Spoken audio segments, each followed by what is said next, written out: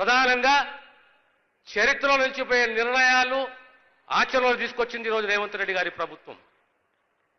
1931లో మొదటిసారి కులగణన జరిగితే రాహుల్ గాంధీ గారి వారి పాదయాత్రలో చెప్తుండే, జిత్నీ కిస్కి ఆబాదీ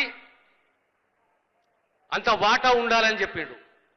అందరం అనుకుంటుంటే ఇది ఏం వాదన అని అర్థం కాకపోతుండే. కానీ ఆ వాదన ఇంకా ఒక ఆలోచన ఉన్నది. ఏ కుటుంబము బీసీలే కానీ, ఎస్సీలే కానీ, ఎస్టీలే కానీ, మైనారిటీసే కానీ వాళ్ళ యొక్క ఆర్థిక, సామాజిక, విద్యాపరంగా, రాజకీయంగా ఏ స్థాయిలో ఉన్నారు, ప్రభుత్వం ఏ నిర్ణయాలు తీసుకోవాలి, ఏ నిర్ణయాలు తీసుకుంటే ఆ కుటుంబాన్ని ఆదుకుంటాము అనే ఒక గొప్ప ఆలోచన రాహుల్ గాంధీ గారు చేస్తే దాని ఆచరణ సాధ్యం చేసింది రాష్ట్ర ముఖ్యమంత్రి రేవంత్ రెడ్డి గారు.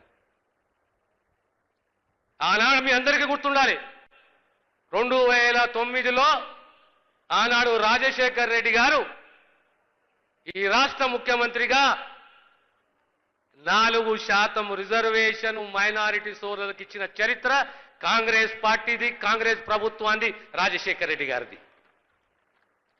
ఇలా ఎంతో మంది, లక్షల మంది డాక్టర్లు, ఇంజనీర్లు ప్రతి ఒక్కరికి అవకాశం ఇచ్చింది ఈ 4% రిజర్వేషన్.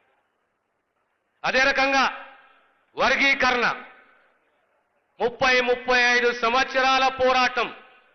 వర్గీకరణ అంటే దళితులలో వ్యతిరేకం కాదు, కులాల పంచాయతీ కాదు.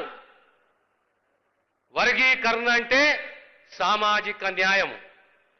సామాజిక న్యాయం అంటే అత్యంత వెనుకబడి ఉన్న కులాలను ఆదరించాలి, గౌరవించాలి, వారి హక్కుని పరిరక్షించాలనే ఉద్దేశంతో ఆనాడు సుప్రీంకోర్టు ఇచ్చిన తీర్పు వెనువెంటనే రాష్ట్ర ముఖ్యమంత్రి గారు స్పందించి ఓ కమిటీని వేయడం, ఓ కమిషన్ నియమించడము. కమిషన్ రిపోర్ట్ 90 రోజుల రిపోర్ట్ ఇస్తే కేవలం నెల లోపట చట్టాన్ని చేయడము. ఏప్రిల్ 14 నాడు బాబాసాహెబ్ పుట్టిన దినము. ఆనాడు వర్గీకరణకు సంబంధించి